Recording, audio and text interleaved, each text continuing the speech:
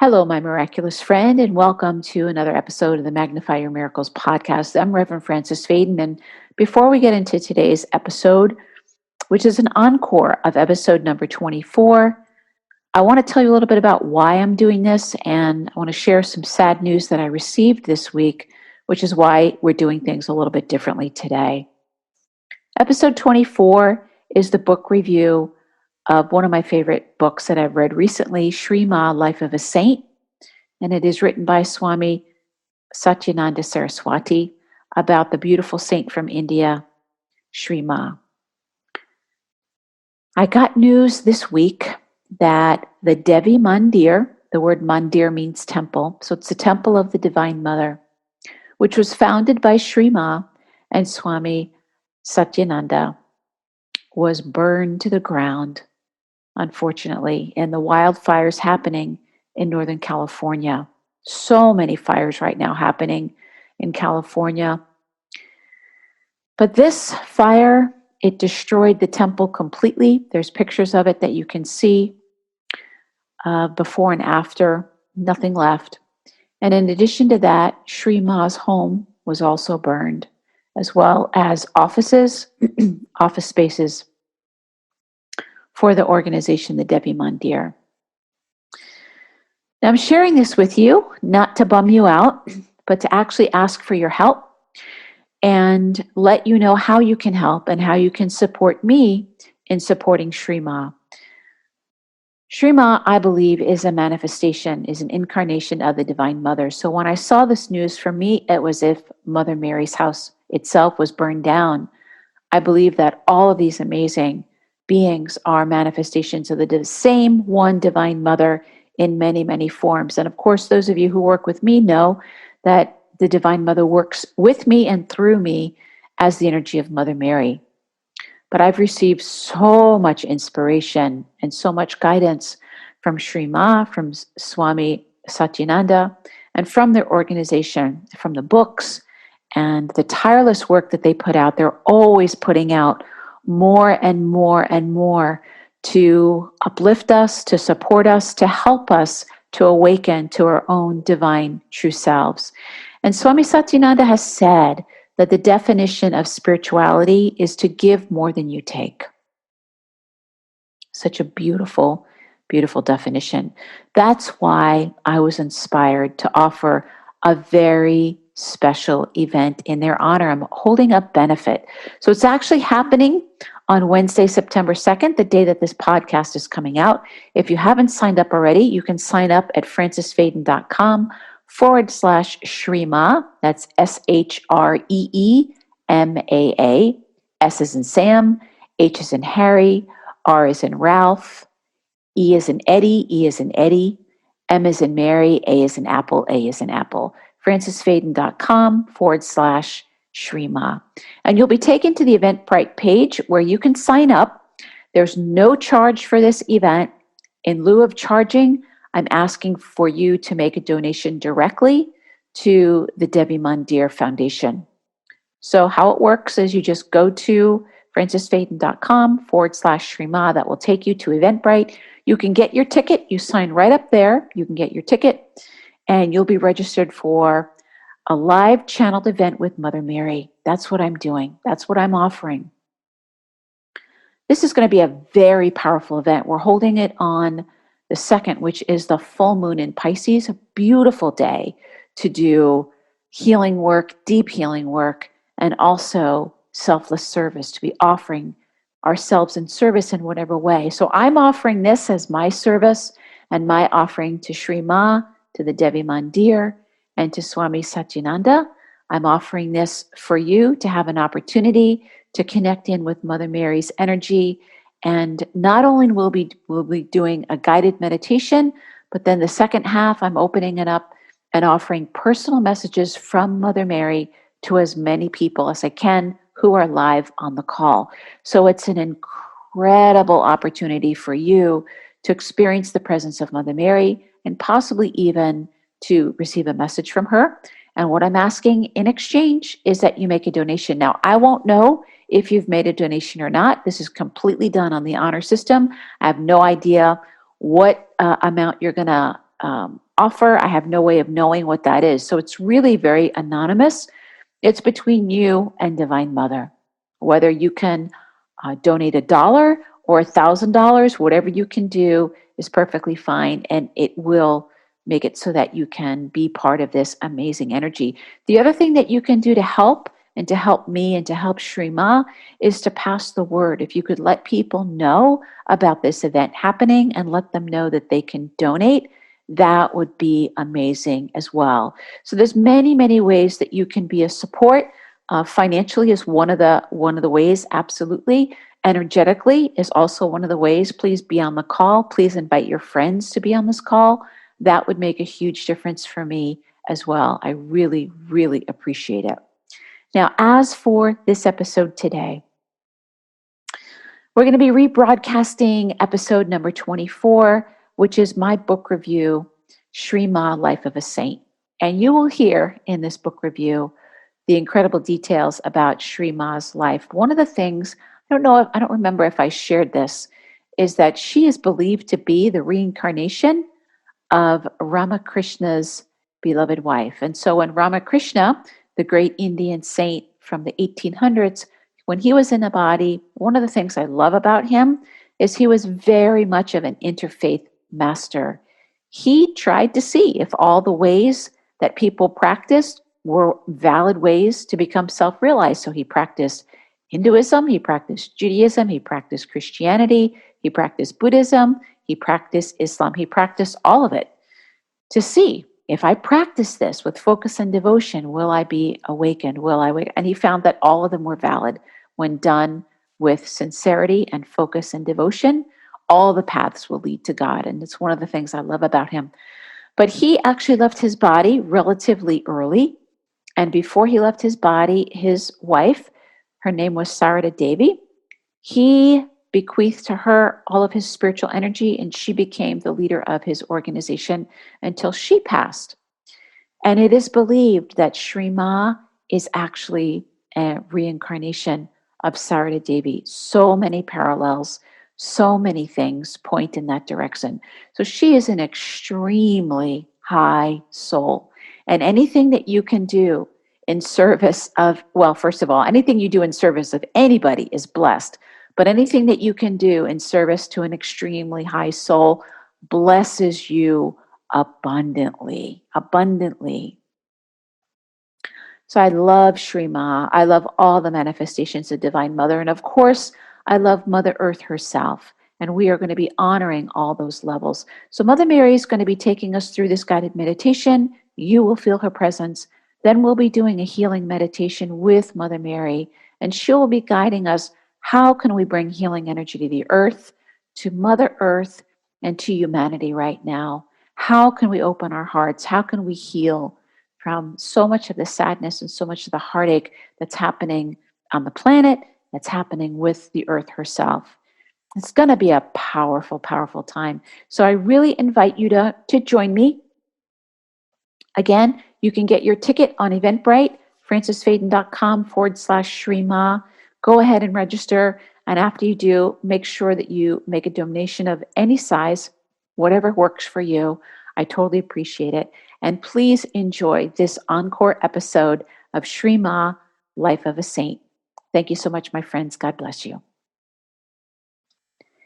Hello, my miraculous friend, and welcome to another episode of the Magnify Your Miracles podcast.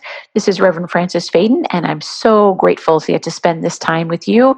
And today we get to talk about one of my favorite things, books. Yay! And before we get into today's spiritual book review, let's take a few deep breaths together. Just get ourselves grounded and centered and really ready to receive whatever inspiration is here for you.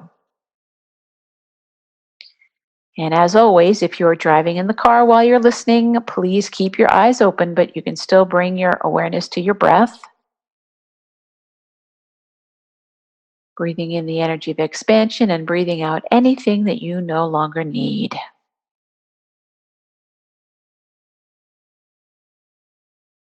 And giving yourself complete permission to be right here, right now, in this moment where the divine dwells. And knowing that whatever it is that you need to hear today is exactly what you're going to hear. Let's take one more deep breath in gratitude, and we can begin. Well, hello once again, my friends, and welcome to the Magnify Your Miracles podcast. I am going to be sharing with you a book that has really touched my heart, and I'm so grateful that I found it and that I read it. And this book is ShreeMaa, The Life of a Saint. It's a biography of a woman saint from India who's actually still alive. She's still in her body, by Swami Satyananda Saraswati, who is, to say he's her disciple is not 100% accurate, although for our purposes, it'll be accurate for today. I'll tell you a little bit more about that as I tell you a little bit about this story. So first, I want to share with you, why am I sharing this book in the month of May? So we are in the month of May. This is when I'm recording this, and May is the month of miracles. It's known as Mother Mary's month, and since I've been working with Mother Mary, she has said every year that May is the month of miracles. It is the time of year where we can feel her presence very easily, and it's also the time of year that we can really magnify the miraculous energy in our lives, and we do that by keeping our thoughts as high as possible, focusing on the things we want, letting go of focusing on things that we don't want, and keeping ourselves in that elevated state as much as possible. So I have been reading this book about Shree Maa, and Shree Maa, in my opinion, is one of the manifestations of the Divine Mother. She's an incarnation of Divine Mother. And I've just recently gotten to know her energy, and it's so exciting when I find that these people who I love and admire through reading their books are still around. Many of you know I did a review of the autobiography of a yogi back in the beginning of the podcast, like episode, I don't know, 5 or 6, something like that. And I love the book, Autobiography of a Yogi, and I love Paramhansa Yogananda, absolutely. So this book, I would say for me, had a similar impact as Autobiography of a Yogi in a very different way. Paramahansa Yogananda is going to always be the teacher of my heart, the guru of my heart, who spoke to me in so many ways and continues to speak to me and answer so many questions. But I have to say, as a woman on the spiritual path, it's different getting to read the lives of women saints because we do things differently. And Shree Maa is no exception. And in fact, the fact that she was able to attain this great state when she was born into poverty and was working very hard, always cleaning and the things that women in India are expected to do. Women in India are, and I would say even women around the world, are usually not afforded a lot of time for their spiritual development. So I love this saying. It says, so God meets women while they're working. God comes to women while they're working because they don't have time to go to the temples and go to the mosques and go to the churches every day, the way that many men who have wives at home taking care of them and cooking their food and raising their children are able to do. Many women are also not able to just go up off by themselves in the Himalayas the way that men are able to do. So again, love Paramahansa Yogananda, but really fascinated to read the story of a woman who is dealing with stuff that you and I might be dealing with, of course, in her own way. Now, this book is divided into 3 sections. The first section is Swami Satyananda telling the story of Shree Maa's life and stories of her childhood. She was born in a very high state of consciousness and was able to go into that state of consciousness known as samadhi. And she thought everybody could do that. Everybody could commune with the divine in that way. She was sad to find out that that was not the case. So we read in the first part her childhood, her development, what it was like for her. Her grandmother was really her guru. She considers her grandmother her spiritual teacher. It was her grandmother who taught her how to do puja, how to do the devotional worship that they did in the family. And it was her grandmother that taught her the mantras and all of that, as well as cooking and other things as like that. But she also had a very special connection with the amazing Ramakrishna, the saint from India, Ramakrishna, who I'm trying to remember if he was a contemporary of Paramahansa Yogananda. I think he might have come before Paramahansa Yogananda was born, but a very powerful saint who was extremely devoted to the Divine Mother. And he married somebody in that lifetime named Sarada Devi. And many people believe that Shree Maa is a reincarnation of Ramakrishna's wife, Sarada Devi. I don't know if she is. I can't say whether she is. It would make sense, though, if she was, but once you read the book and you find out. So the first part is all about Shree Maa's life. The second part is about her connection with Swami Satyananda and how her life changed when she met this Swami, who happens to be born in America and then lived and studied in India. And then the third part of the book is stories, true life stories from her followers, from some of her devotees. And actually, there's a tiny last part of the book I forgot about that are just they're spiritual stories. They're not specific to Shree Maa, but they are stories that have a good spiritual moral in them. And I think these are stories that Swami Satyananda likes to share with people. But the main parts of the book are the first three. So I'm going to read you a little bit from this book, and I'm going to show you where you can purchase this book. It's not something that you can necessarily find at your local Barnes & Noble, but I do believe you can find it on Amazon. You can also get it directly from Shree Maa's website, which is ShreeMaa.org, and I will put all this information in the show notes for you so you can see how to get this book, how to find out more about Shree Maa. And I'm just going to spell her name for you, Shree, and then Ma is Maa. So ShreeMaa.org is the website. And her organization, if you really want to learn about mantras, if you really want to learn about blending East and West, if you really want to learn about how to connect with and worship the Divine Feminine, it's an incredible resource. There's so many wonderful things on there, so many books. They have MP3s. They have webcasts that they do of satsang with her, where you can see her giving her talks.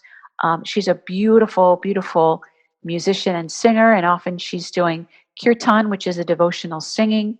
So that in and of itself is an amazing resource. But I'm going to read just a few things. And the thing that really touched me about Shree Maa, and I'll just share from my experiences, I've spent a lot of time with saints. I've spent a lot of time going on pilgrimage and spending time in places where great saints have lived. And again, unfortunately, we know a lot more about male saints than we do about female saints. And when I use saint, I'm not speaking of any particular spiritual path or religion. Anybody of extremely high consciousness in my mind is a saint. And I've spent time with them. And I can tell you that there's often a lot of, what's the word I can use? They're not that accessible. Let me put it that way. So if they're in the West, they're often they're usually they could be a Catholic monk or a Buddhist monk or something like that. And they're a little bit more of a monastic, meaning that they're kind of separated out from society. They usually don't have families. They're usually living more of that monastic life of a monk or a nun or something like that. And through that, they reach this highly exalted state. And you wouldn't know it, and you probably can't connect with them in their monastery. And then you have the example of in the East, if you go to the East, if you were to go to India or something like that, a lot of times when a great being is exalted like that, they have their own ashram. Ashram is like a spiritual community.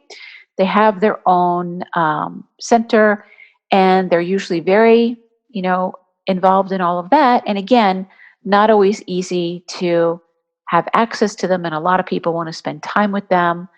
And there's a lot of formality. I guess that's the word I can use. There's a lot of formality around it. And then I read the book about Shree Maa, and she's not like that at all. Like, she really, really embodies the energy of a mother, of a divine mother. And I was so struck by the stories of the things that she would do for the people that were her devotees. So people would come and they want to be in her energy. And she does things that a mother would do. First of all, cooks for everybody. She makes sure that everybody that comes to see her, everybody's fed. She actually makes clothes for people. And as she's sewing, see, she's stitching. As so every stitch, there's a mantra, so that when you put on the shirt that she gives you, or you put on the sari that she's made for you, it has this amazing energy because it has her love, her unconditional love, sewed with every stitch. She does these things that, in my mind, are very mundane things, but they're not at all, because it's Divine Mother herself doing it. And so, of all the people I've met, I really feel like her energy really embodies that energy of Mother, of what we think of. Very humble, but very powerful, and just overflowing with the energy of unconditional love. So I'm going to give you an example. I'm going to read a story to you of this. So I have the book in front of me, and this is page 67 for those of you who want to read it along with me. Now, this is a story of when ShreeMaa was still in India, because part of the story is that she was in India and she met Swami Satyananda. He was studying in India as well, became a Swami, even though he's from America. And she gets the intuition from her inner guidance from Ramakrishna telling her that she needs to come to the West, and that they need to bring the energy of East and West together, the energy of the fatherland and the motherland. They need to bring these together. So she does come, I think in 1984 and 1985, to the West. But until then, she's in India. And so here's a story about a woman who was a servant, a maid, who loved ShreeMaa. She was a devotee of hers, but they have the caste system in India. And so she was in the lower caste and didn't feel herself to be worthy of being able to really spend time with ShreeMaa. So here's the story. There was one servant woman from the lower caste who would bow down to ShreeMaa every day before she went to her work of cleaning houses. She was thinking inside herself, Mother is always around rich people. She will never come to my house. I am so poor. I cannot invite ShreeMaa to my house. One day, ShreeMaa told some devotees, I would like to go to that servant woman's house. And they said, Mother, she is not home. How can we find her home? We know the direction of her home, but not the exact location. ShreeMaa said, Let's go. We'll find it. So ShreeMaa, along with a couple of devotees, went in search of the home, and after numerous inquiries, found the one-bedroom servants' quarters on the 4th floor of a tenement house. When she got into the room, she found a young child about 2 or 3 years old, all alone. ShreeMaa went into the kitchen, and after cleaning the whole place, prepared food. She cooked a number of dishes, made sure the child ate, offered everything with flowers upon the counter, and then returned to where she was staying and sat down as though nothing had happened. Now you want to remember that the servant didn't say anything to ShreeMaa. She was just thinking this, but ShreeMaa picked up on it, and she knew the heart of her devotee. It says the next day the maidservant came to where Mother was staying and told everyone, somebody cleaned my house and prepared food for me. But she was scared. She said, who would do such a thing? Do I have to take my baby to work with me and lock the door of my room? Who would cook for me, just a lowly servant? One of Mother's devotees began laughing, and she could not stop. Finally, she told her, it was Mother that came to your house and prepared your food. Then the maidservant began to cry. While the maidservant was crying, Mother came and hugged her. So you see what I mean about this? It's like the manifestation of God that comes to your house, takes care of your child, cleans, cooks your food, feeds your child, leaves flowers there, and takes care of you. I'm so touched by these stories. It's just so, so sweet. And one after another, there's these beautiful, beautiful stories. The other thing that I really love about ShreeMaa that I really resonate with personally is that she is also, even though she wouldn't use the word interfaith, she's very interfaith, which means simply that she's honoring all the faiths. And so once Swami Satyananda is traveling with her, and he's asking her, because he's a scholar and he is an amazing, amazing Swami in and of himself. And he's very humble, but he can speak many, many languages, and he has been able to translate scripture just into different languages. Just really, really amazing. So, but he's asking her because he's a scholar. He wants to know, Mataji, there are so many various schools of philosophy. To which school do you belong, and to which branch of philosophy should your devotees owe allegiance? So this is on page 101 of the book. So he's asking her. No, they always want to do things correctly and do it the right way. And ShreeMaa looked at him with great joy in her eyes and said, "What schools of philosophy are you referring to?" He says, "I immediately answered her, confident in all the studies I had performed. Mother, in Sanskrit literature, there are 7 classical schools of philosophy. Each of them advocates a different position." And then he goes through all 7 of them, which I'm not going to go into now, but it's basically Charvaka and Nyaya, and yoga is its own, and Purva and Tantra, and all these different ones. So after he goes through all of them, he says, "ShreeMaa, to which school of philosophy do you belong, and which philosophy is appropriate for your followers?"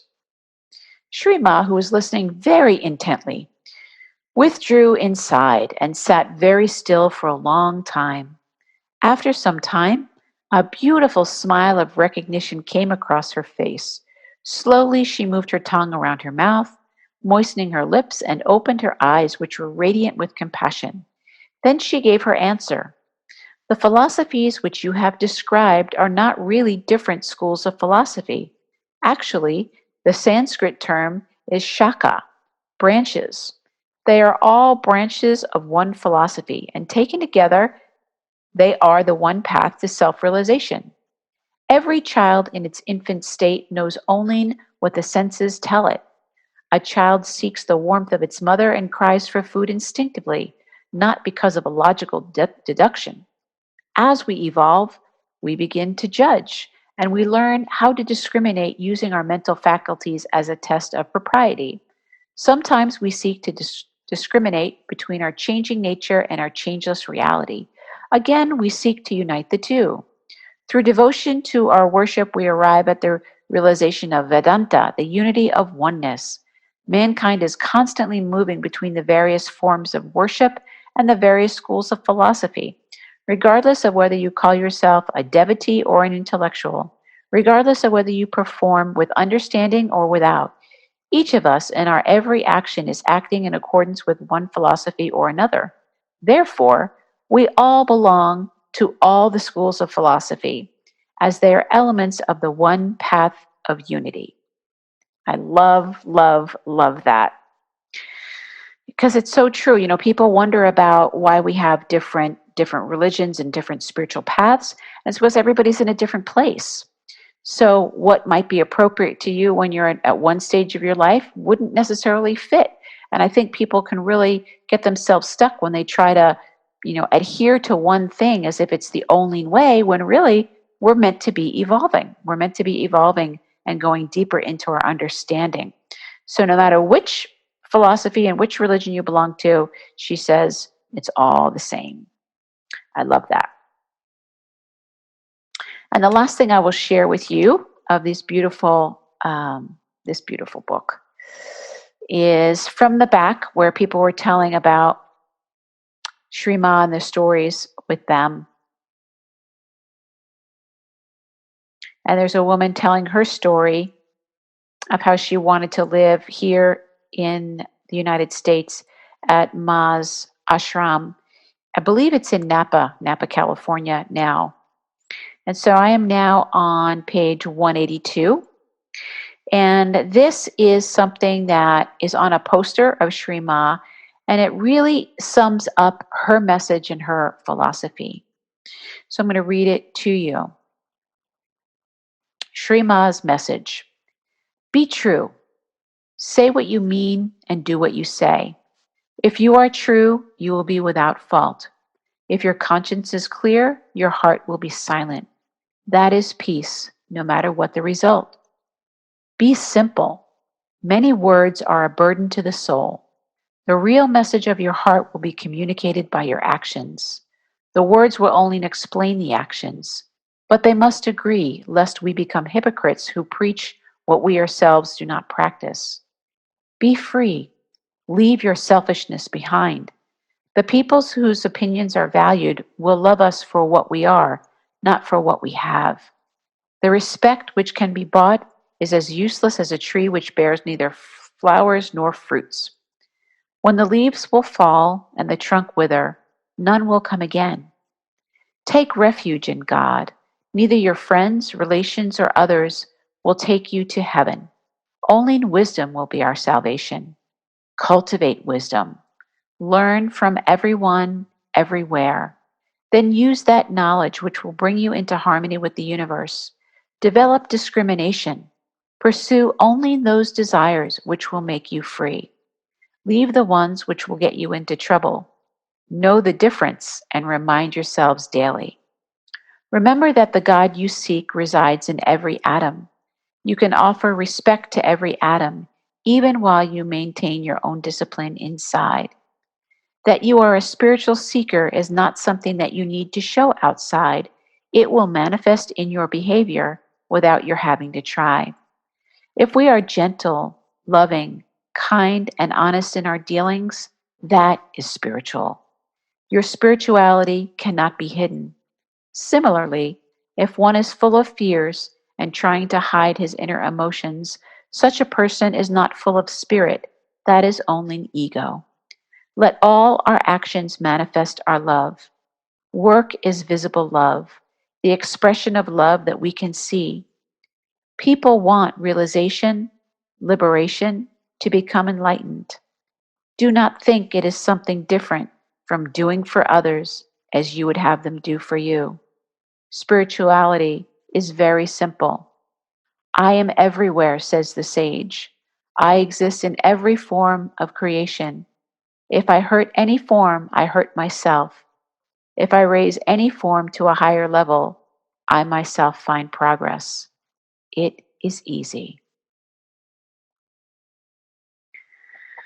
So, my friends, I highly recommend, if you want something to really lift you up in this month of miracles, if you really want to tune into the vibration of Divine Mother, if you want to know that there is a manifestation of Divine Mother walking around on the planet right now, again, I will put the information in the show notes so you can find out more about her.